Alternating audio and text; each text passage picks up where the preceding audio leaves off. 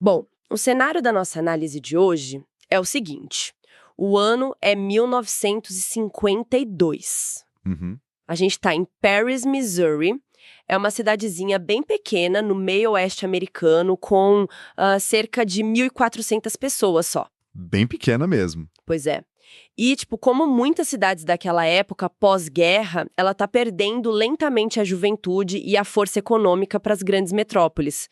É uma história clássica de declínio, sabe? Com certeza. Aquela fuga de série dos rural? Exato.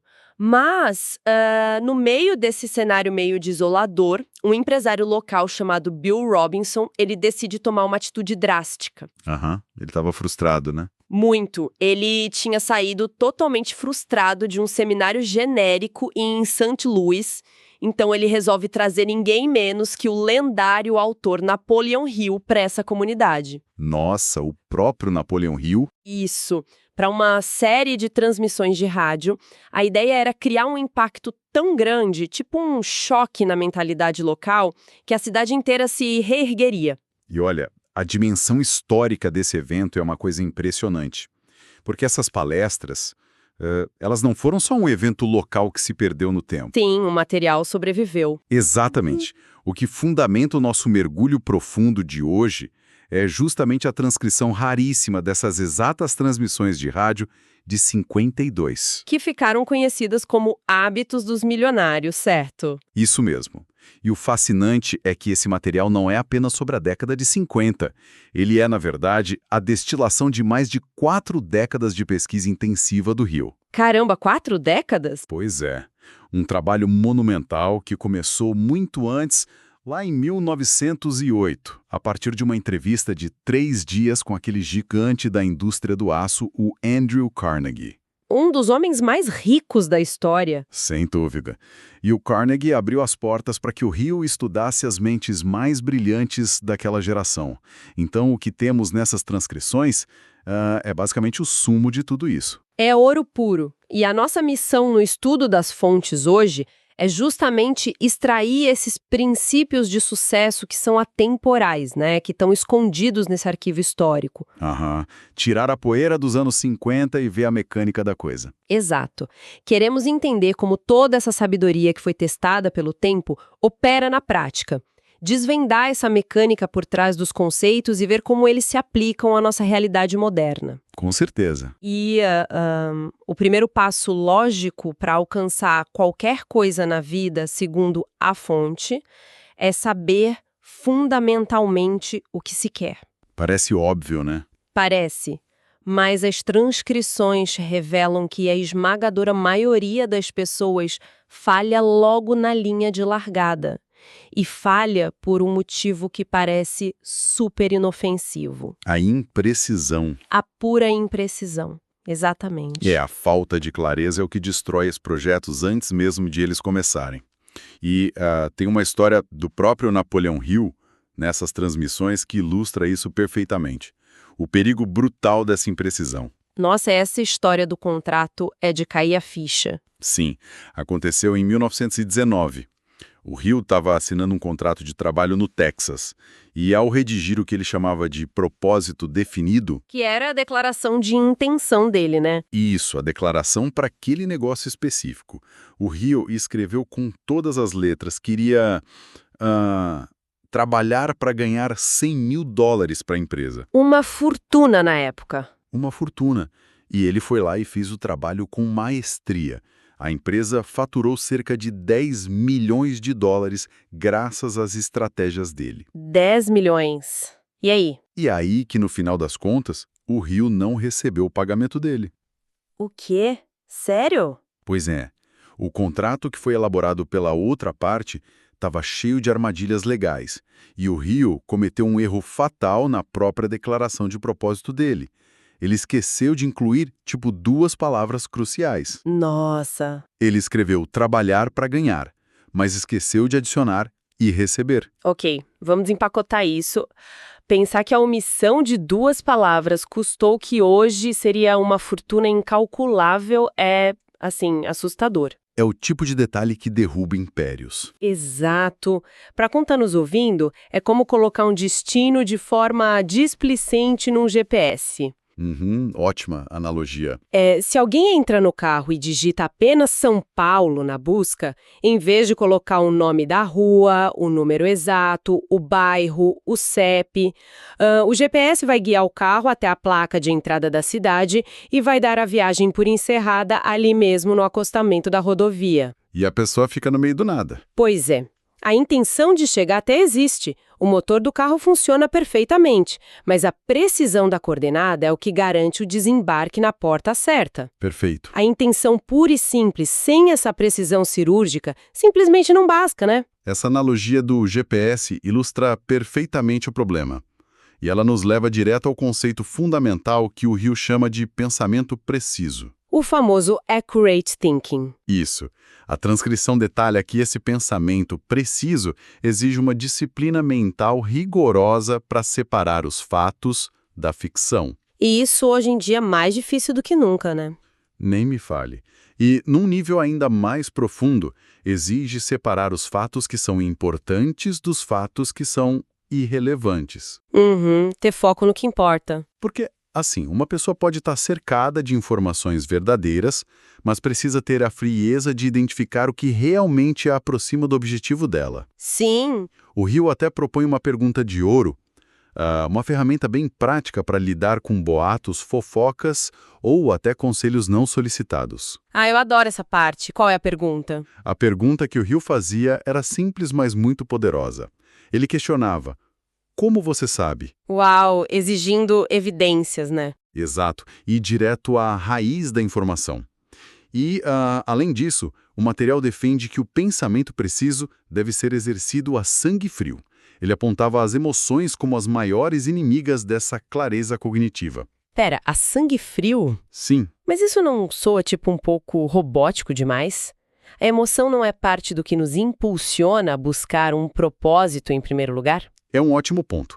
Mas a questão não é deixar de sentir. É não permitir que o sentimento assuma o volante na hora de analisar os fatos. Entendi. Na hora da estratégia, a razão manda. Exatamente. O Hill usa a própria vida como exemplo nas palestras de rádio. Ele cita que a emoção do amor, que é talvez a mais poderosa de todas, uma vez o cegou completamente para os fatos de uma situação de negócios. Nossa, o amor cegando para os negócios? Pois é. E esse ponto cego emocional fez com que ele perdesse o controle da situação. E custou a ele $1 milhão. Caramba! 1 milhão! A emoção mascara os dados reais. O amor, o medo, a raiva, ou até aquele excesso de entusiasmo. Quando a pessoa fica empolgada demais com uma ideia ruim, né? Exato. Todos eles colocam filtros na nossa percepção. O pensamento preciso é o ato de tirar esses filtros na hora de tomar a decisão, avaliando o cenário com a precisão de um cirurgião mesmo. Isso mostra que a razão precisa estar inquestionavelmente no comando da direção estratégica. Faz todo sentido. Com certeza. Mas, seguindo aquela nossa analogia do carro, ter um destino claro e pensar com precisão cirúrgica formam um excelente mapa e uma ótima rota. Certo? Certo. No entanto, um mapa não move o veículo, o que faz esse motor ligar. E mais crítico ainda, o que impede esse carro de parar e desistir no primeiro buraco gigante que aparecer na estrada? Boa pergunta. E é aí que as transmissões entram no mecanismo que o Hill chama de fé aplicada. Fé aplicada? E aqui, precisamos deixar o misticismo totalmente de lado. O foco nas palestras é a mecânica da coisa. O texto relata o caso clássico do Thomas Edison. Aquele das lâmpadas. Esse mesmo, que falhou impressionantes 10.000 vezes antes de criar uma lâmpada incandescente que fosse comercialmente viável. 10.000 vezes. É difícil até de processar esse número de falhas. É brutal. E a solução definitiva não caiu do céu num momento de iluminação divina. Não teve um anjo sussurrando no ouvido dele? Não. Ela veio quando o Edison conseguiu unir dois fatos precisos que ele já conhecia através da pesquisa rigorosa. O pensamento preciso em ação aí. Isso. Primeiro, a geração de calor extremo pela passagem da eletricidade. E segundo, o princípio do carvão vegetal. Que tem aquela propriedade específica, né? Exato, a propriedade de queimar num vácuo sem consumir a própria matéria. A fé do Edison foi o que o manteve testando combinações até esse estalo mental acontecer. Incrível. O texto também cita um cientista, o Dr. Elmer Gates. Ele tinha um método fascinante. Como era? Ele entrava numa sala totalmente escura, à prova de som, e sentava lá por horas, Nossa, sozinho no escuro. sozinho e em silêncio absoluto. O objetivo dele era bloquear completamente os estímulos sensoriais externos para conseguir receber ideias do próprio subconsciente. Uma privação sensorial para focar a mente. Isso para solucionar problemas de química e física que assombravam ele há anos. Que a coisa fica realmente interessante. Porque, olha, quando ouvimos falar sobre fé aplicada e nos deparamos com aquela máxima muito repetida de que tudo que a mente pode conceber e acreditar, ela pode alcançar. A famosa frase, né? Pois é, isso acende um alerta vermelho enorme hoje em dia. Com certeza. Não soa como um otimismo meio cego, ou até mesmo aquela positividade tóxica moderna de que basta cruzar os braços, desejar muito forte, colar umas fotos no mural e o universo magicamente entrega o resultado na porta de casa. Como a gente diferencia essa fé de pura ilusão segundo o material? O que é fascinante aqui é como as palestras de 1952 diferenciam radicalmente essa fé de qualquer tipo de pensamento mágico ou de passividade. Ufa! A fé que o Hill descreve é, na verdade, uma ferramenta de resistência prática. É o trabalho contínuo, incansável de alimentar o subconsciente com um problema até lhe devolver uma solução. Ah, então tem ação envolvida. Muita. Muita. Voltando ao Edison, ele não estava sentado no laboratório tendo fé que a lâmpada ia acender sozinha por força do pensamento, sabe? Seria bizarro se fosse assim. Ele estava ativamente testando hipóteses físicas, fracasso após fracasso, exaustivamente. A fé, na definição prática do Hill, é a ausência absoluta de desistência enquanto se busca o fator desconhecido. Nossa, ausência absoluta de desistência. Forte isso. É a capacidade de manter a mente focada no problema, absorvendo o choque das falhas e agindo sem parar até que o subconsciente faça a conexão lógica, como aquela do carvão e do vácuo. Ou seja, a ação contínua é totalmente inegociável. A fé é o que mantém a pessoa agindo quando a lógica inicial já disse que deu errado. Exatamente isso. Mas isso levanta um paradoxo enorme. Qual? Se a mecânica do sucesso exige apenas ter um propósito bem definido, analisar os fatos com frieza e manter uma persistência à prova de balas através dessa fé aplicada, por que é tão comum a gente ver tantas mentes brilhantes fracassarem e abandonarem projetos gigantes tão cedo? O que quebra essa engrenagem? As palestras abordam exatamente esse mistério, detalhando o que o Hill catalogou como as 15 causas do fracasso. 15 causas? Bastante coisa. E para explicar a força por trás desse fracasso sistêmico, ele usa uma metáfora extremamente visual nas transmissões. O rio da vida. Rio da vida. Isso. A premissa é que a maioria das pessoas não entra na vida com a intenção de fracassar. Ninguém quer isso. Claro que não. O que acontece é que elas entram num fluxo de menor resistência. E como a água sempre desce pelo caminho mais fácil, essas pessoas simplesmente param de remar. Elas se acomodam. Isso, ficam à deriva. E essa correnteza invisível, inevitavelmente, leva a pessoa para a foz do fracasso. A perda acontece porque não há a decisão de resistir ativamente à inércia. É a falta de resistência intencional. Exato. E refletindo muito o clima social e aquele contexto do início dos anos 50, o Hill faz alertas incisivos sobre a perigosa mentalidade de buscar algo em troca de nada. Algo em troca de nada? Como assim? Ele aponta de forma bem direta na época que qualquer tentativa de obter vantagem sem entregar um valor correspondente, e ele cita coisas como a dependência crônica de auxílios governamentais ou a ilusão dos jogos de azar. Do caminho mais fácil, né? E dizia que essa é a forma mais rápida de se jogar de propósito na parte mais forte dessa correnteza.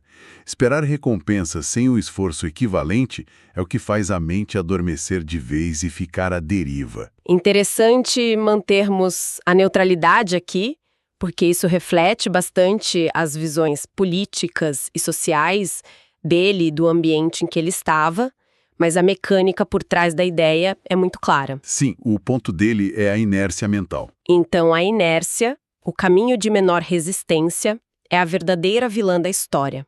E é uma vilã silenciosa. Muito silenciosa. Mas se a correnteza desse rio da vida é tão forte e natural, como se evita ser arrastado por ela? Pular fora do rio e parar de viver na sociedade não parece uma opção realista para ninguém. Com certeza não. Existe alguma ferramenta prática, alguma técnica específica mencionada nessas transcrições para manter os braços remando contra essa maré do comodismo? Existe sim.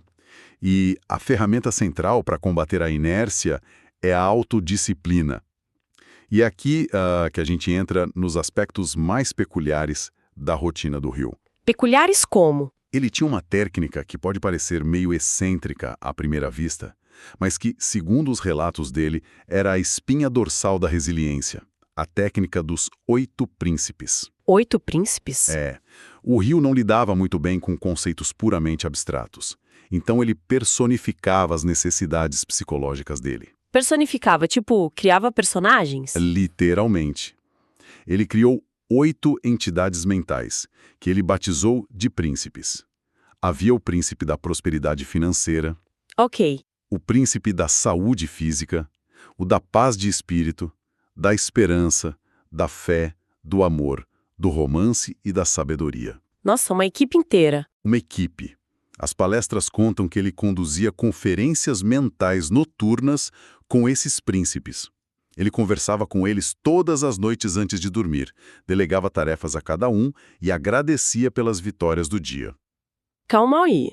Ele literalmente conversava com um conselho de amigos imaginários antes de dormir? Sim. Isso soa quase como um delírio, gente. Como isso se traduz em autodisciplina na prática do dia a dia? Pode soar bem incomum hoje, mas a psicologia moderna entende muito bem o poder da visualização e da personificação na terapia cognitivo-comportamental. Ah, faz sentido. Trazer para o concreto. Isso. Quando o Hill criava esses avatares mentais, ele estava pegando conceitos super vagos como saúde ou paz e transformando-os em interlocutores reais com os quais ele tinha que prestar contas todo dia. Ele não fugia da própria responsabilidade. Exato.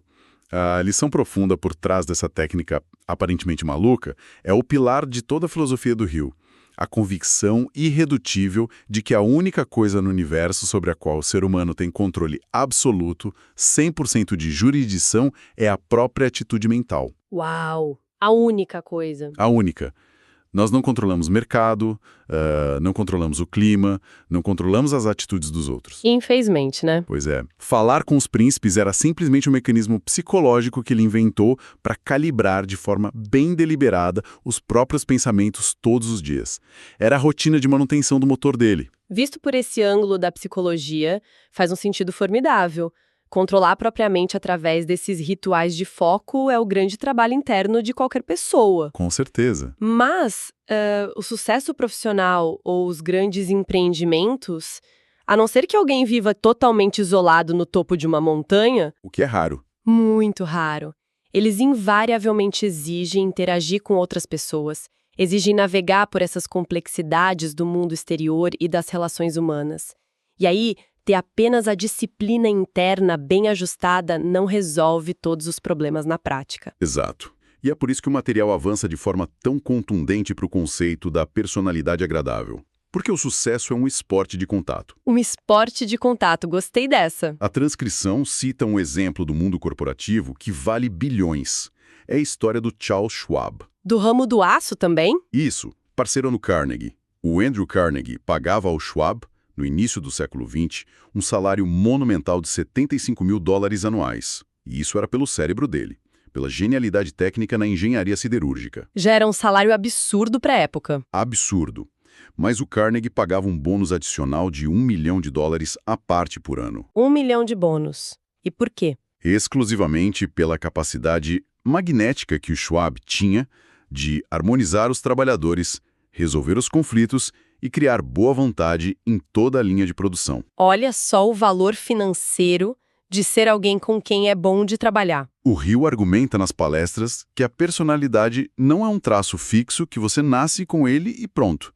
Ela é um conjunto de hábitos. Hábitos que podem ser treinados. Sim. Ele lista 25 fatores positivos que constroem uma personalidade magnética e 15 atitudes tóxicas que destroem pontes muito mais rápido do que se pode construí-las. Tipo o quê? Quais são as tóxicas? Fatores como espalhar fofocas, usar de sarcasmo para diminuir os outros, ou aquele hábito chato de dominar as conversas e falar demais sobre si mesmo. Tudo isso gera atrito. Gera muito atrito. Isso me faz pensar na mecânica de tudo que a gente discutiu até agora. Como assim? Uma mente brilhante, com um propósito claro e uma disciplina absurda, mas com uma personalidade hostil. É como tentar dirigir um carro esportivo de alta performance com um paraquedas aberto amarrado no para-choque traseiro. Haha, excelente visualização. O motor, né, que representa o propósito e a disciplina mental, pode ter 1000 cavalos de potência, mas a aerodinâmica desse veículo, que é a personalidade, é terrível. Segura o carro inteiro. Ela cria um atrito gigantesco e constante com as outras pessoas na estrada da vida. O carro até anda, mas fica exaustivo avançar. Gasta-se uma quantidade colossal de combustível emocional e energia apenas para andar poucos metros, só porque as pessoas estão sempre resistindo à sua passagem. Nossa, exatamente isso. O esforço é dobrado. Então, o que tudo isso significa? Temos o mapa do propósito, temos o motor da fé e da disciplina, e temos a aerodinâmica da personalidade agradável. Qual é a força, ou tipo, a lei, que amarra tudo isso em um sistema único nessas transmissões de rádio? Se conectarmos isso ao panorama geral das palestras lá de Paris, Missouri, chegamos à lei suprema que governa todo esse ecossistema mental. O Hill chama isso de a força cósmica do hábito. Força cósmica do hábito. O nome já é de impacto. É um conceito de tirar o fôlego mesmo. Ele descreve essa força como a mesma lei universal, implacável e silenciosa que mantém as estrelas fixas nas suas órbitas gravitacionais. Uma força da natureza. É a mesma lei da biologia que faz com que uma semente de trigo enterrada na terra desenvolva um automatismo para crescer sempre como trigo e nunca como milho ou soja, entende? É a força do automatismo absoluto da natureza. E como isso se aplica à nossa mente? Quando transpomos essa lei cósmica para a mente humana, o que ela faz é pegar qualquer padrão de pensamento ou ação que seja repetida consistentemente e cristalizá-la. Cristalizar o hábito. Isso. E o detalhe é, a força cósmica do hábito não julga. Ela não é boa nem ruim. Ela só executa. Exato. Se a mente repete padrões de autodisciplina, de coragem e de pensamento preciso, essa força cristaliza o sucesso e o torna automático.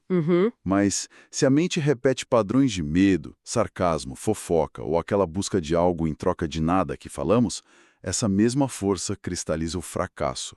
Ela atua como um sistema operacional rodando no fundo. Nossa, um sistema operacional invisível. É. Uma vez que o hábito está formado, ele roda no piloto automático. Ele exige zero esforço consciente para ser executado. O que é repetido, a natureza automatiza. Isso é profundamente impactante. Para recapitularmos o esquema mecânico que extraímos dessas análises hoje e montar o cenário completo para a nossa audiência, Vamos lá. o destino bem traçado e o mapa detalhado são formados pelo propósito definido, aliado ao pensamento preciso. Correto. O motor de alta rotação, que gera o movimento e vence os obstáculos na estrada, é a fé aplicada somada à autodisciplina. Isso aí. O chassi liso e a aerodinâmica perfeita do veículo, que a gente precisa para diminuir o atrito com as outras pessoas, compõem a personalidade agradável. O paraquedas fechado, né? Exato, sem o paraquedas puxando para trás. E a gravidade inescapável, a lei natural que automatiza todas as engrenagens para que esse carro rode praticamente sem esforço consciente, é essa força cósmica do hábito. É uma engenharia comportamental fascinante. Essa ideia final da força cósmica do hábito para os dias de hoje. Manda, o que seria? O arquivo de 52 fala sobre como a repetição interna, as rotinas que as pessoas escolhem e os focos de atenção criam esse sistema operacional cristalizado. Certo. O que a gente faz vira automático. Mas, trazendo esse conceito para o nosso mundo hiperconectado de hoje, há uma questão bem perturbadora. Será que a sociedade não está terceirizando essa força cósmica para a tecnologia? Como assim terceirizando? Pense bem. Os algoritmos das redes sociais operam com a exata mesma mecânica descrita pelo Hill. Eles são a força cósmica do hábito em formato de código. Nossa! Faz muito sentido. Eles observam e aprendem silenciosamente todos os padrões mentais das pessoas. Eles mapeiam onde a atenção demora mais tempo, o que gera cliques de indignação, o que causa inveja, o que prende os olhos na tela. Eles mapeiam os nossos atritos. Isso. E depois de aprenderem esses hábitos de pensamento, os algoritmos automatizam esses padrões e os devolvem num loop infinito. Eles moldam as reações sem que haja qualquer esforço consciente. Entregam tudo mastigado para o nosso cérebro. Exato. A grande sacada para quem está escutando é se perguntar: que tipo de padrão mental, que tipo de repetição a mente humana está permitindo que os algoritmos cristalizem todos os dias? Será que estamos programando o próprio hábito ou deixamos uma máquina fazer isso no automático e ditar a nossa órbita? Caramba! Essa é, sem dúvida, a reflexão mais urgente que fica a ecoar depois de revisitarmos essas transcrições históricas. É um soco no estômago, né? Totalmente.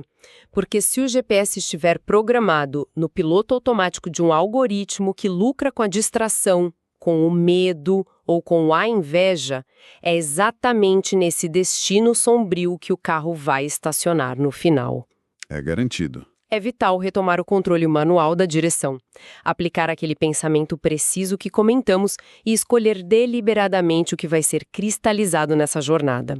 Muito obrigada a todos que acompanharam o mergulho profundo de hoje. Foi um prazer debater essas fontes. Que essa conversa seja um convite para recalibrar o GPS mental, ajustando as rotas para clareza e programando os destinos com aquela precisão cirúrgica. Até o próximo estudo das nossas